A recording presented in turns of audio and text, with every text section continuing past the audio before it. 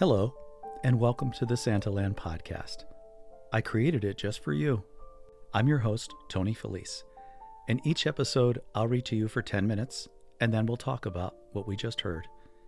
Like the cricket in my story, I'll guide you through a grown-up fairy tale, one that explores ideas of existence, identity, and the soul's journey through trauma, and the transformative power of love. By the end, you'll have heard my whole story, a sneak peek into the creative process of bringing a book to life. Maybe we'll read other books together. But for now, follow the wise cricket and discover the Santaland within yourself, a place of hope, connection, and peace that's already inside of you. This podcast is especially made for those like me who feel a little different and maybe talk about math at weddings or philosophy at funerals. And like me, maybe you have a loving husband, or a wife, or somebody else that loves you. If not, we're here to love you, because you're in good company, my dear friends, here in Santaland. Hello, and welcome back to the Santaland podcast. We are in chapter 19, and it's a big one. It's entitled Angels and Monsters. So hold on. Back in the barn, 2 days later, Tom turned to David, who was making a spring wreath for Claire out of brambles and flowers. "I have to give her something, but I'm just beat up, hon, you know?" David answered, though still distracted. Talk to Maria?" Tom waved him off. David continued working in his corner of the barn. David's workshop. Tom called it David's shop of horrors. David called it peace. Plants were not complicated. Schedules were not complicated. Tasks were not complicated. Tom and Meredith were complicated. "Look, I'm going to try to put some sense to this before she summons me again, okay?" Tom said from across the room. "Good idea, hun," David muttered, totally engrossed in the Fibonacci spiral of a daisy. "It's getting close to dinner. I feel like it's too early, like time's going by too fast. It scares me." David stopped, put his brush down, turned in his seat. "Are you okay, hun?" "Yes." And David realized it was just another pause, a moment of grief while Tom adjusted. He thought about Wendy. She told David once that her GI Bill home was desperately lonely until Mac showed up, Tom's stepfather. David pictured little boy Tom scrambling into her bed when she talked about reading to him from a classic novel, unusual content for a toddler. By 3 years old, Tom could read. By 4, Wendy fought to get him enrolled in school early. That fall, Tom joined other elementary school kids at only 4.5. It stuck, and later he would graduate high school at 16.5. David recalled the conversation with Wendy one May morning, where they sat under the dappled shadows of a giant magnolia tree in the yard. It was her favorite spot, where she took her wee cuppa under its canopy. Wendy had confided in David that she had known Tom was special from the very first moment. She didn't know what that would mean until later, when Tom entered Holly Park Elementary. "Look at my watch. See it spin? Let's go back to the past." It was 1971. Ring! A phone call came into the Sanders house on the yellow rotary phone in the kitchen. It had a spaghetti thumbprint on it that Wendy rubbed out with a dishcloth as she held the phone between shoulder and ear. "Sanders residence, Wendy speaking." Uh-huh. I see. "Okay, well, tell him I'll be there in 20 minutes. Click. Wendy drove the half-mile to the school and then promptly marched down the hallway, worried and ready to take control. She entered the vice principal's office. She sat down. She listened to his story. As he spoke, her face went from smile to neutral to a frown. The vice principal said, "Blah, blah, blah, blah. He talks funny, and we want him to work with a speech therapist." Why?" she had asked. Everything up to that point sounded like pandering to her. "Because he enunciates his words too clearly. His speech is too exact." A bell rang somewhere far off, tearing into her composure. Bells in her head, clanging.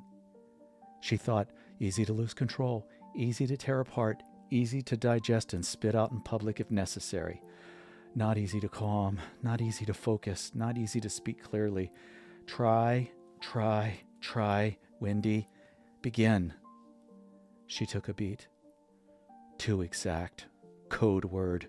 She knew it.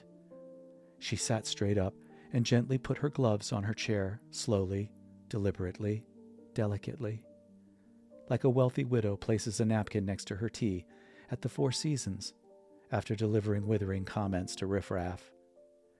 She turned her smoldering attention to the culprit.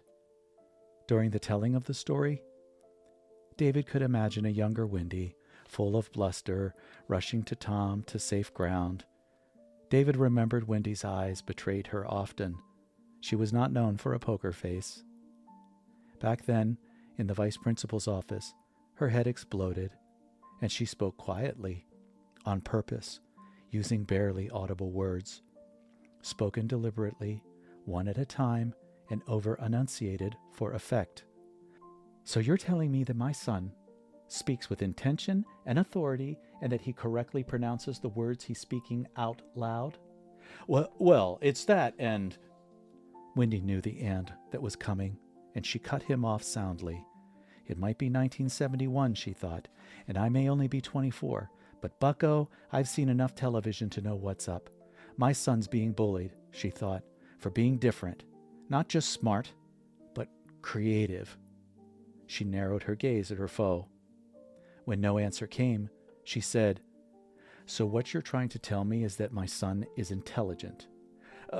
It's just that, well, he sounds foreign almost. It's like he's putting on airs or something, trying to be better than the other children. My son has 15 of these children as friends, and not one of them has ever said anything in my presence or his. She had waited for a response. See, ma'am, perhaps if your husband... I see no reason why we should further this discussion. This meeting is concluded, Wendy replied. Good day to all of you. But Mrs. Sanders... The school bell rang. Clang! It cleared her head. She composed herself and fired away. She stood in the small, cramped office. She could see the school recess yard beyond the vice principal's bald head. She thought, this pinchy-faced fool has no idea what's going to happen right now. She imagined his head on a billiard table, with a stick in her hand, and his head one of the balls, with that little blue mark on it that shows that you've whacked the heck out of it.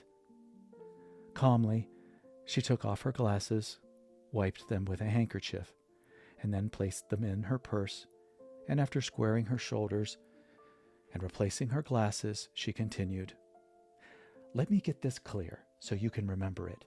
You will write me an apology, not just to me, but to my son, to be delivered to my house before my husband returns home from his shift. Did you know that my husband's a police officer? He is. Quite high-ranking. And trust me, he will not be happy at all, she said through clenched teeth. When I disclosed to him your outrageous behavior, how dare you bring me all the way down here to tell me what I already know? My son is special. He's intelligent. And you're very lucky to have him at this school. This conversation is concluded. She didn't have proof, but she felt pretty strongly that this was a veiled attempt to change her beautiful son. There was something special about Tom, and she felt a lioness's hackles raise between her shoulder blades.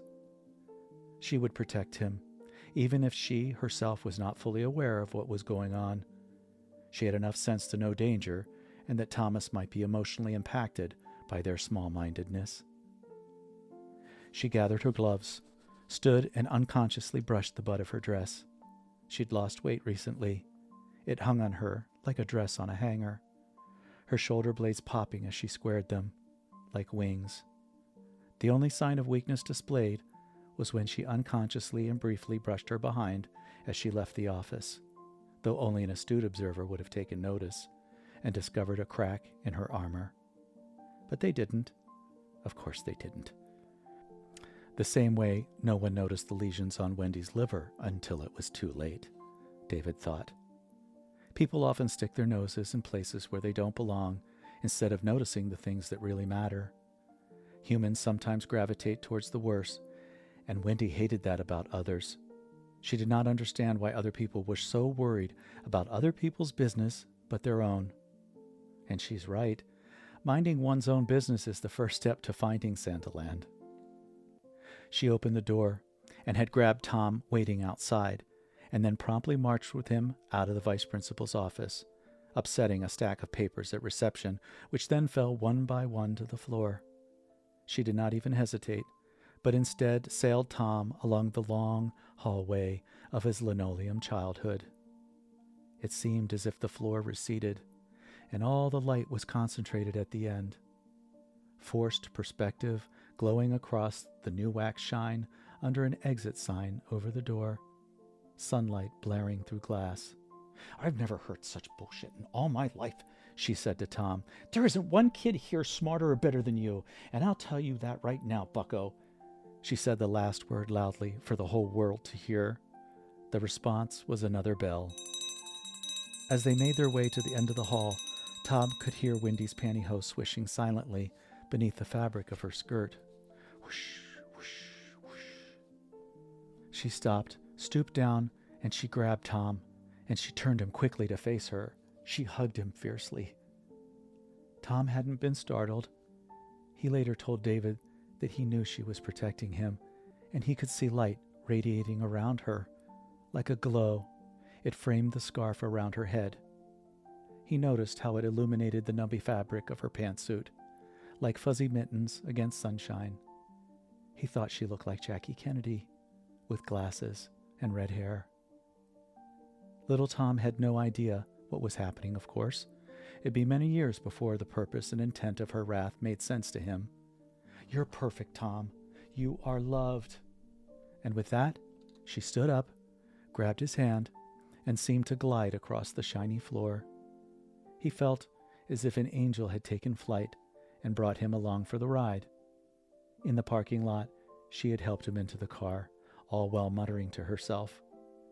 As she turned out of the parking lot, the passenger door flew open, and Tom slid across the bench seat to the open expanse. Her arm shot out immediately and instinctively, and she held Tom from being tossed out until she could pull the car over with one hand. It was instantaneous and an unconscious movement that told a little boy all he needed to know about his mama. "Are you okay?" she sobbed, clutching him to her. He could smell her hairspray and her dippity-doo. "Yeah, I'm okay."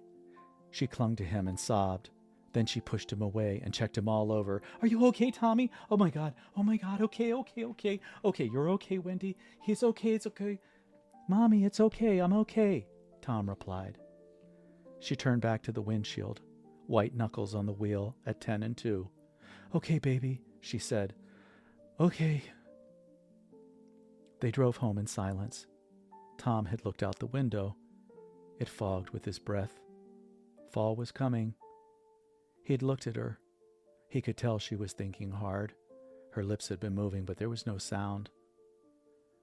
Tom had told David one time that back then he knew that there was going to be hell to pay, and he loved her for it with all his heart. It made what happened later more troubling. Even Tom would wonder why, when the big thing happened, that Wendy wasn't there for him like she was then. It was a non sequitur of grave proportions for him. But things are not always as they seem. Poor Tom. Wendy had told David that story plainly under that tree, without all the conjecture, hyperbole, and poetry of an old cricket, of course. Please allow my indulgences from time to time. Over the years since then, Tom had turned experiences into stories, to unravel the past and uncover clues that might help people. Wendy had loved David when she met him, secretly telling Tom not to screw it up. Later, on their wedding day, she spoke. It was emotional. Those attending felt the impact of her words. What Wendy did not tell David was that school incident was merely a foreshadowing of the even bigger horror that came 3 months later, the real horror of Tom's life. Little children are not born to worry about the darkness of abduction or the ugliness that jumps from a bush at dusk and pulls a little boy into an alternate reality from which he must use his entire imagination to escape. She had rushed to take care of him, but before anything could be done, the world was upside down again. The very next day, Tom's father was killed, and that would take precedence over everything.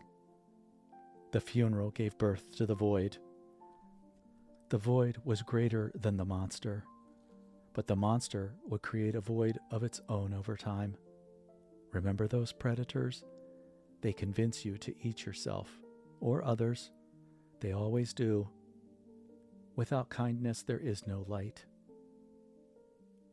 Through the years, Tom would never know the feeling of being heard or seen, or to feel a sense of justice, only to ask why, and were they caught? Were they punished?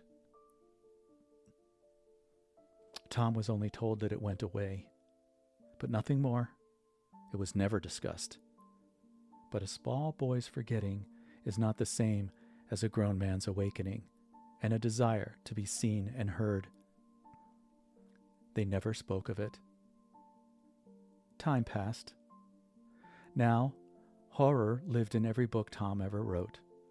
While he exorcised the past, he continued to eat himself. David thought, now Wendy's gone. Should we even look into it? What would be the purpose of it? He asked himself. Would it really even help Tom? Could that question ever be answered? Besides, no one could ever answer the real question, which was why. Could they? Could anyone even answer that question? Except the monster themselves? In time, David had unraveled some of the barbed wire around Tom's heart, one link at a time, quietly, without saying a word. For years I watched, waiting for my moment to arrive.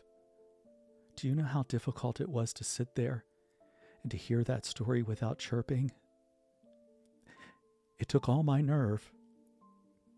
But the real work for Tom lay ahead, and it was a good thing that I showed up again when I did. I finally get a say-so in how things unfold from here. Chirp.